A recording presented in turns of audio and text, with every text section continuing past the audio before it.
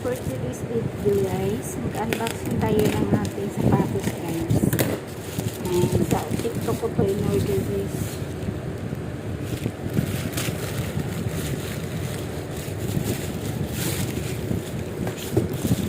Nakiwa pa sa akin. Sabi kasi add 1+1 daw eh. Size 8 ako, tapos sabi add 1 size to, kaya kinuha ko na eh. Ayan siya, Corolla. Ayan siya guys. Ay, sana tama lang sa akin to. Oh, mukhang maganda. Nag-sale kasi siya guys, kaya 599 na lang, tapos parang 600 na rin.